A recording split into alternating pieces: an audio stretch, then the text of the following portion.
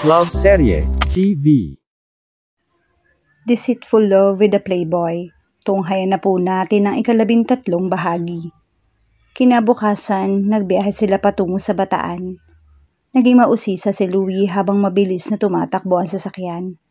Why not travel to Europe or America? May isa tayinig nito ang pagtataka. Huwag mong sabihin nagtitipid ka, Dre. Reyna deserves a stupendous honeymoon.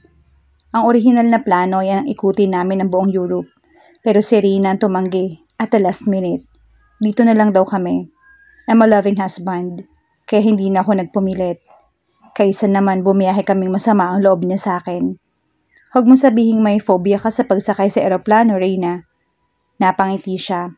Maraming bansa na ako napuntahan sa Europe, Louie. Ano ba naman ang pinagkaiba ng honeymoon doon at dito?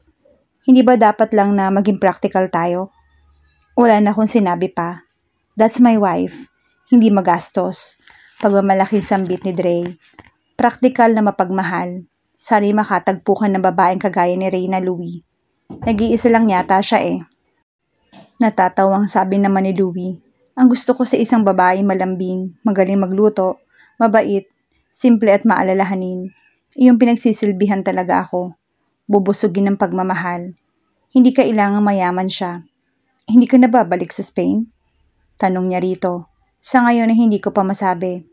Kibit-balikat na tugon nito. Sa pagkakaalam ko, mayroon akong tiket pabalik sa Madrid. Sa muling pagbabalik ko ay dito na ako mamamalagi. Pangako nito. Kailan naman yun? Interesadong tanong ni Dre. Give me 3 years. You'll be turning 29 by then. Anang kanyang asawa. Sa totoo lang, ako ang pinakabatang nagpakasal sa aming magkakapatid. Only 25. At least you're already stable. Kaya mo nang mabuhay ng sarili mo at bumuhay ng sarili mong pamilya. Bakit ikaw? Hindi mo pa ba kaya? Singit niya. Kaya kung sa kaya. Iyon nga lamang. Hindi pa niya nakikita ang kanyang ideal girl. Si Dre ang nagsabi niyon. Nagising si Reyna sa marahang pagyugyug sa kanya ng asawa niya. Pagmulat niya, nasa harap na sila ng bahay ng kanyang mga magulang. Inalalayan siya nito sa pagbaba ng kotse. Magandang araw po sa inyo. Magalang na bati ni Louie sa mga magulang ni Reyna. Nagmano si Reyna sa kanyang mga magulang. Sunod ay si Dre. Doon na tayo sa loob. Nakangiting anyaya ng kanyang mama sa kanila. Dinala sila ng mga ito sa balkonahe. Doon inihain sa kanila ang ginataan, biko, nilagang mais at suman. Mabuti naman at naisipan ninyo magtungo rito. Panimula ng kanyang papa. Kumusta ang buhay ng bagong mag-asawa? Wala namang hassle pa. Nakangitin tugon ni Dre. Basta siguruhin ninyo lang na malapit na kami magkaroon ng apo. Singit naman ang kanyang mama. Nagkatinginan sila ni Dre. Ngiti lamang itinugon nila sa kanyang mga magulang. Paano nila maipapaliwanag sa mga ito na hindi pa sila nag-honeymoon? May hiniram akong speedboat. Marunong ka bang gumamit nun, Dre? Itinuro ng papa niya, tinutukoy nito roon na naroroon sa dalampasigan. Pagkatapos ay si Louie naman ang binalingan nito. Ikaw iho, alam mo bang paganahin yan? Yes sir, tugon ng binata. Heto ang susi, gamitin ninyo ang speedboat kung gusto nyong mamasyal. Iniabot ng kanyang ama ang susi kay Louie. Pero mamaya na kayo maligo, masyado nang mainit ang araw. Payo nito. Bandang hapon, napagkasunduan ni Reyna at Dre na magpunta sa puntod ni Divina. Nagdala sila ng mga bulaklak at kandila. Hinayaan ni Reyna na ang asawa mag-alay ng mga bulaklak sa puntod ng kanyang kapatid. Nakita niyang pumikit ito at nanalangin. Iyon din ang ginawa niya. Taimtim na nanalangin siya. Mahal na mahal ko si Dre, Divina. Sana'y maintindihan mo ako kung hindi ko man natupad yung pangako kong paghihiganti. Alam kong wala siyang kasalanan sa'yo at walang basihan ang aking galit sa kanya. Naramdaman niyang ginagap ni Dre ang kanyang palad. Bumalik sila sa kotse na walang imikan. Tahimik na pinatakbo nito ang sasakyan. Malayo na sila sa sementeryo nang magsalita ito. She's too young. Batang-bata para maghirap ng ganoon katindi. Batang-bata para lisanin ang mundo. Damang-dama ko ang paghihirap ng kanyang kalooban. Nabasag na ang kanyang tinig. Ang malalim na sugat sa kanyang puso. Ang kanyang hinanakit. Pumatak ang kanyang mga luha. Hinayaan siya nito na umiyak ng umiyak. Minabuti nitong ihinto ang sasakyan sa gilid ng daan. "Are you okay now?" Ginagap nito ang kanyang kamay. Nagpakawala siya ng malalim na hininga. "Sorry, masyado ako naging emotional. Hindi ko lang mapigilan ang aking sarili." Niyakap siya nito. "May kaibigan akong psychiatrist, Reyna. Gusto mo dalhin kita sa kanya? Siguradong malaki ang maitutulong ng pagkonsulta mo sa isang shrink." Marahang napailing siya. "Huwag na. Salamat." "Are you sure?" Tumango siya. "We better go back." "Sino ang pinuntahan ninyo sa sementeryo?" Tanong ni Louie sa kanilang mag-asawa. Nalaman nito mula sa mama ni Reyna na pumunta sila sa sementeryo. "Kapatid ko," tugon ni Reyna. Tumango-tango ang binata. "Sige, magmerienda na kayo, tapos maliligo tayo. Gusto kong subukan yung speedboat." Hindi siya sumama sa dalawang lalaki na sumakay ang mga ito sa speedboat. May nabuti niyang magpaiwan. Nang wala na ang dalawang lalaki, sinamantala niya ang pagkakataon. Humingi siya ng payo sa kanyang ina, pagkatapos niyang ipagtapat dito ang mga kaguluhang likha niya sa pagsasama nilang mag-asawa. "Ilang beses na ba nating napag-usapan to, Reyna? Patay na si Divina. Kalimutan mo na ang galit na nariyan sa dibdib mo para kay Dre. Wala siyang kinalaman sa pagpapakamatay ng kapatid mo. Habang nariyan ang galit sa dibdib mo, anak, malabong magtagal ang inyong pagsasama." Tumango siya. Ayaw niyang mawala sa kanya ang asawa. Galit. Iyon ang dapat nakalimutan niya. Iyon ang magiging hadlang sa pagsasama nilang mag-asawa. "Salamat sa payo at pag-unawa, ma." Ngumiti ito. "Mabuting tao yung asawa mo, iha. Mahalin mo siya gaya ng pagmamahal niya sa'yo. Responsable siya. Alam namin ng papa mong hinding-hindi kanya pababayaan at paiiyakin." "You really think so, ma?" "Well, normal na sa mag-asawang nag-aaway. Sa tingin ko naman hindi bakal ang mga kamay ni Dre. Pakiusap lang, anak, kalimutan mo na si Divina." Tumango siya ng marahan. "Bakit hindi mo sila samahang maligo?" Suhestyon nito. "Siguradong matutuwa si Dre sa oras na makita ka. Sige na, magbihis ka na." Bumalik siya sa dalampasigan. Ngunit hindi siya nagpalit ng pampaligo. Dinalhan niya ng maiinom ang magpinsan. Pinasakay siya ng kanyang asawa sa speedboat upang ipasyal. Nakarating sila sa bahaging kinakaroonan ng private resort. Inutusan ni Dre ang pinsan nitong habulin ng lalaki nagde-jetski. Napalingon sa kanila ang lalaking lula ng jetski. Pagkatapos ay pinatigil nito ang jetski at ngumiti. Kumaway ito kay Dre. Nagpapatunay na magkakilala ang dalawang lalaki. "The lucky bride?" Nitong sa kanya nakatingin. "Kumusta ka na, Mark? Binata ka pa rin ba hanggang ngayon?" Nagkibit-balikat si Mark, pero ang mga mata nito ay nakatutok pa rin sa kanya. It looked like he was disappointed to see her fully clothed. "Wala pa ba kayong plano mag-settle?" Nakangiting sambit na binata. "Ang swerte mo naman, pre. Ang ganda ng napangasawa mo." "Siya nga pala. Siya si Reyna." Pinakilala siya rito ni Dre. "Sweetheart, si Mark. Dati siyang modelo. Negosyante na siya ngayon." "Kumusta?" Ani niya sa lalaki. "Si Louie, pinsan ko." Tinuro ni Dre ang pinsang nasa manibela. "Saan kayo nakabilleted ngayon?" Tanong ni Mark. "Sa mga biyanan ko." Tinuro ni Dre ang kanilang pinanggalingan. "Who's with you?" "Mga kaibigan." Nagkibit-balikat si Dre. "Well, magpapakasaya ka na lang. Ni minsan lang mangyari ang ganito." Ngumiti lang si Mark. "Give me a call sometime." Tumango si Dre. "See you, Reyna. Bantayin mo mabuti ang asawa mo. Numero 1 palikero yan."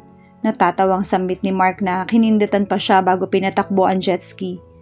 Pinaandar naman ni Louie ang speedboat. Sinusundan naman ni Reyna ng tingin si Mark na panay pa rin ang lingon sa kanila. Very familiar ang pangalan ng lalaking yon na isa loob niya. Malayo na ang kanilang narating at malayo na rin ang nilakbay ng isipan niya. And out of nowhere, natigilan siya at pinanindigan ng mga balahibo nang may maalala. "Nagkaroon ng ibang boyfriend yung kapatid mo, Reyna. Si Mark. Isa rin siyang modelo. Hindi ako naniniwala sa'yo, Dre. Iyan yung totoo." Patuloy nito. "At sa pagkakaalam ko'y nagbunga ang relasyon nilang dalawa. Sinungaling.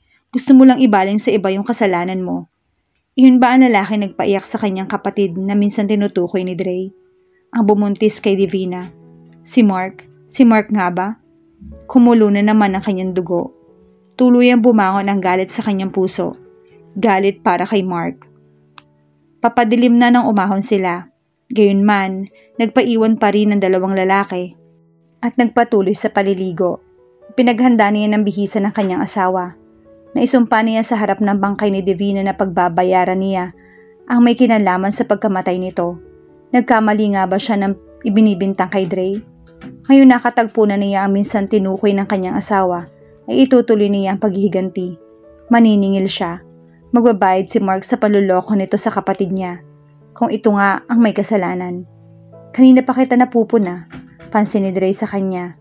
Naroon sila sa balkonahe at nagpapahangin. Malayo ang nararating ng isipan mo Mayroon bang bumabagabag sa'yo, sweetheart?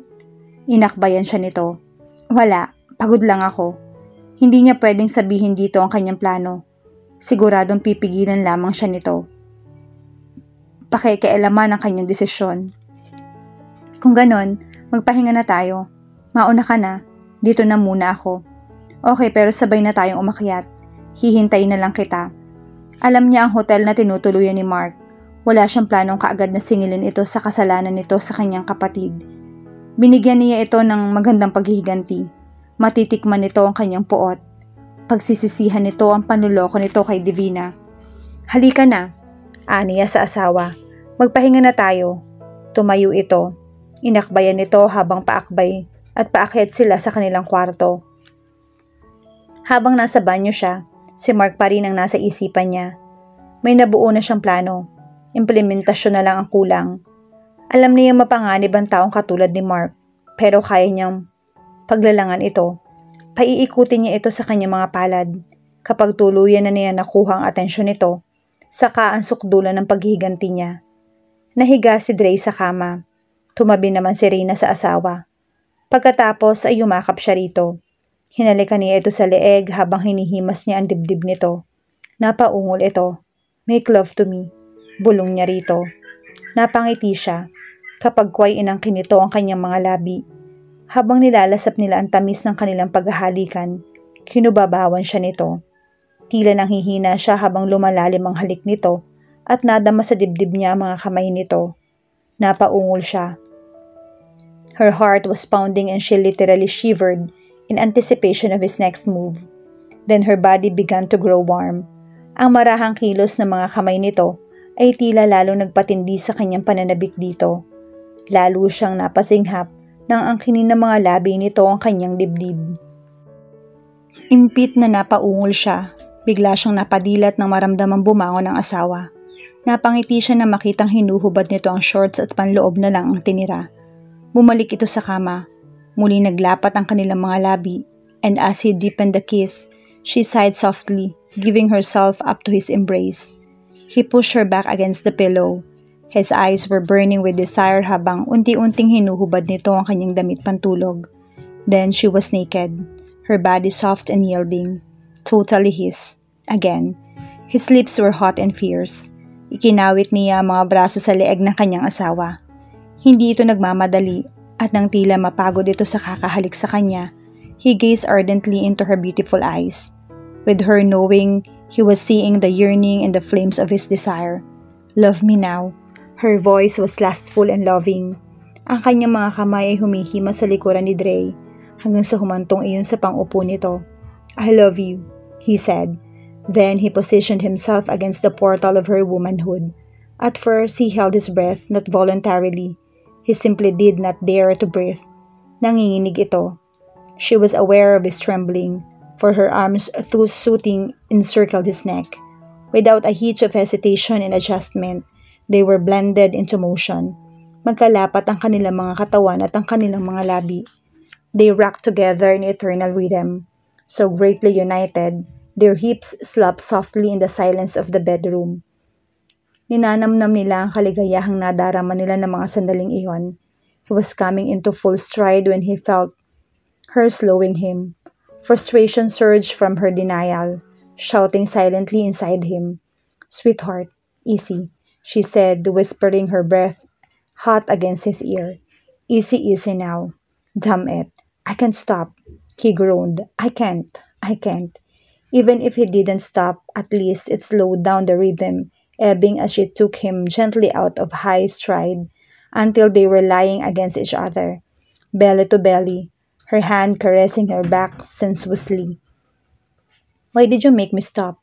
he said, whispering even though the words were angry in intent. Titig na titig ito sa kanya. Kapag quiet din naman ito ang kanyang pisngi. "Because you were hurting me." Hindi siya nanunumbat. "You don't get into an automobile, floor the accelerator, and drive into one gear till you rip out the transmission, do you?" Agad namang na-realize nito ang mga sinasabi niya ay isang paraan para mapigil nila ang pagbuhos ng kanilang paghahangad. Nais nitong matawa sa metaphor niya. For he was easy in her flesh, and glad, so glad that it was yet unfinished. "Sorry for that." Napangiti siya. She kissed him in open appreciation. Pumikit siya ng kumilos ang balakang nito. Her lungs panted hot breaths. Her fingernails dug cruelly into his back. But there was no hurting in his agony of orgasm, and they collided at the crossroads of completion. He collapsed upon her, even as she melted under him. Pareho silang napangiti habang magkayakap.